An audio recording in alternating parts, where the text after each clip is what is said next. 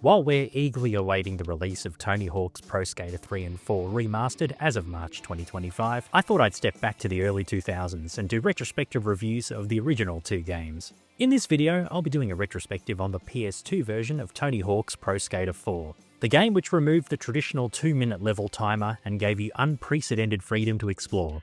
Before answering the most important question, my name is OneHip, and thanks for clicking on this video. Please be sure to like the video and share it to those who may enjoy watching this kind of content. Also be sure to watch my Pro Skater 3 retrospective, which will be linked in the description. And if you want more Tony Hawk's, skateboarding, or other extreme or non-extreme sports game content on the channel, be sure to subscribe so you don't miss any new videos. Anyway, let's go!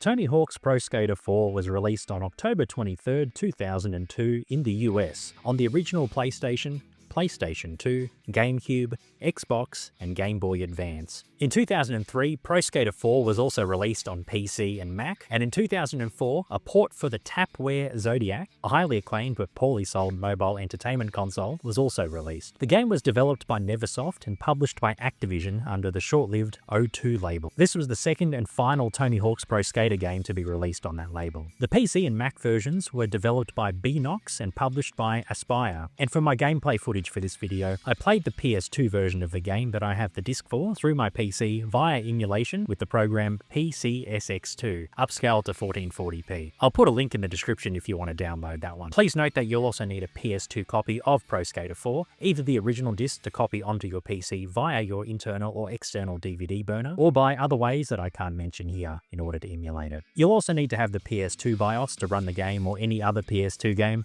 and once again, I can't show you how to do it on here, sorry.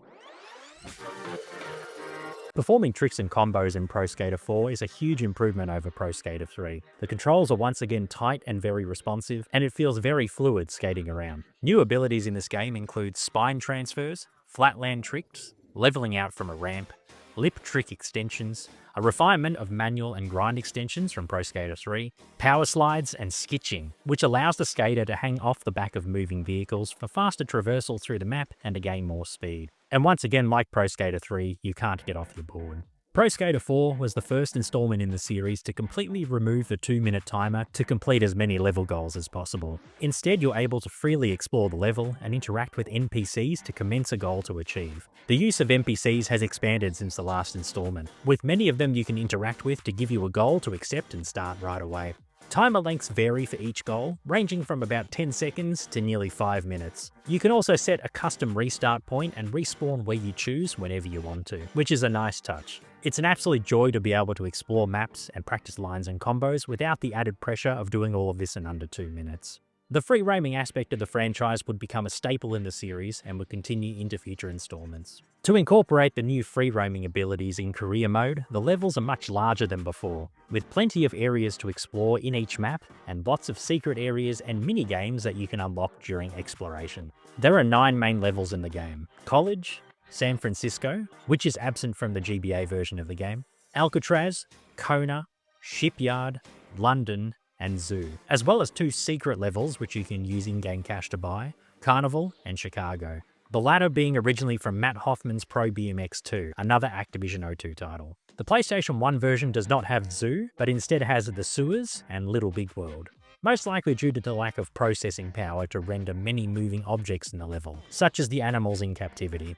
The goals vary widely compared to Pro Skater 3, as well as the traditional goals like finding skate, collecting multiple of an item in a set time, and finding the secret tape. New goals were added to the game. There's lots to mention here, but standouts include combo lines, performing a trick which you can add to your special trick list from a pro skater, performing tricks called out by NPCs which are displayed on the top right-hand corner with the button combination to perform it, as well as bonus mini-games including a set of tennis with Bjorn at college, baseball with a ghost of a former prisoner in Alcatraz, and dodging poo from monkeys like dodgeball in Zoo. There are also secret challenges you unlock. These include, for an Alcatraz, knocking as many tourists you can dunk in the water in one combo, or trying to do the longest switchback manual you can. With every goal you achieve, you receive a pro point, and when you receive 8 pro points, you can unlock the next level.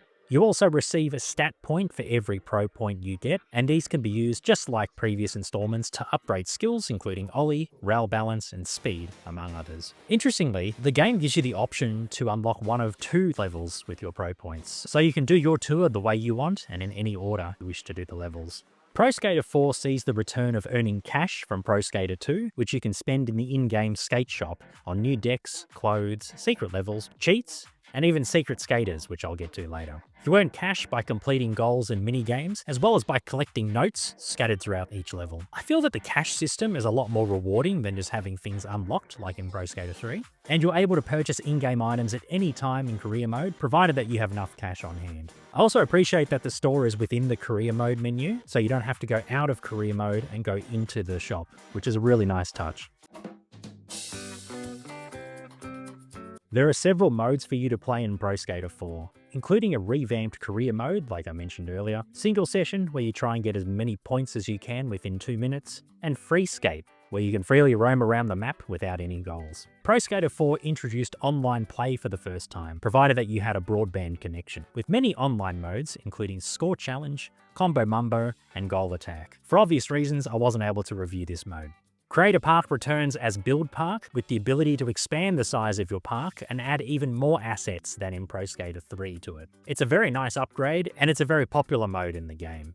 All of the pro skaters from Pro Skater 3 are here, and Bob Burnquist returns to the franchise after an absence from the last game. Like previous installments, you can create your own male or female skater and customize their style and their skateboard from items you buy in the skate shop. Unlockable characters in most versions of the game include Iron Maiden mascot Eddie, Jango Fett from Star Wars, real-life skater Mike Vallely, who would join the main roster from the next game, Tony Hawk's Underground, and Daisy, a character based on the likeness of former adult film star Jenna Jameson. It was the edgy early 2000s after all. You can also unlock Little Person in the PlayStation 1 version of the game, as well as Mindy, Fry Cook, Roger, and Momo in the Game Boy Advance version. The larger and richer levels in Pro Skater 4 are excellent in my opinion. My personal favourite levels are College and Alcatraz, as they both have excellent layouts and a nice variety of challenges. I don't have a level that I dislike necessarily, but if I had to pick one, it would probably be Kona. Some of the goals in this level are downright ridiculous, and I had lots of trouble trying to do them. This included things like trying to misty flip over a pool house, or trying to skate through cones in a very tight snake run slalom. It also just looked like a big skate park, and didn't really have an interesting theme like the others. Many secrets and mini-games await the most curious minds who wish to explore every inch of each level. Pro Skater 4's soundtrack is the most diverse one yet, with an eclectic mix of songs in the punk, hard rock, heavy metal, and hip-hop genres. Standouts include TNT by AC/DC, which is in the intro movie when you start the game, The Number of the Beast by Iron Maiden, Simple Song by Avail, By the Time I Get to Arizona by Public Enemy, and Spokesman by Goldfinger. The sound effects are much improved here compared to 4, with the sounds of grinding and rolling along your board sounding very good. NPC voiceovers are a bit cleaner here than they were in Pro Skater 3. And like Pro Skater 3, it's a joy when you hear NPCs cheer after you do an awesome combo. Hey, let's try some flip in, flip out stuff.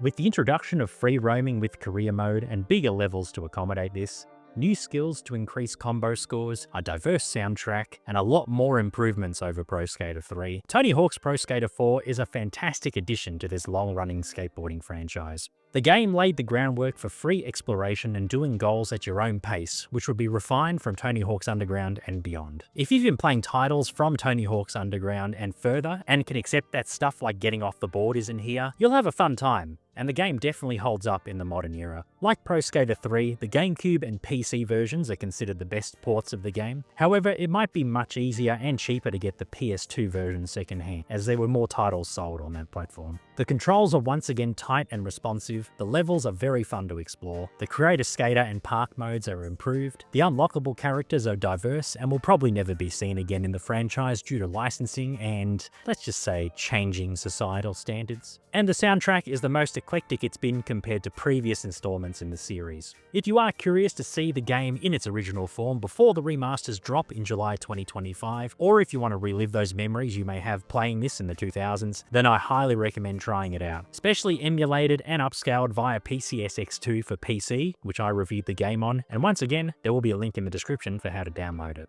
If you made it to the end of the video, thank you so much for watching. What do you think of Tony Hawk's Pro Skater 4? Do you agree or disagree with anything I said? What are your opinions on the original game? And would you like to see me do more retrospectives on later Pro Skater titles or any other extreme or non-extreme sports games? Let me know in the comments below. Be sure to like the video and share it with those who may enjoy this kind of content. Subscribe to the channel so you don't miss out on any extreme and non-extreme sports gaming content. My name is OneHip. You have a good one. Bye!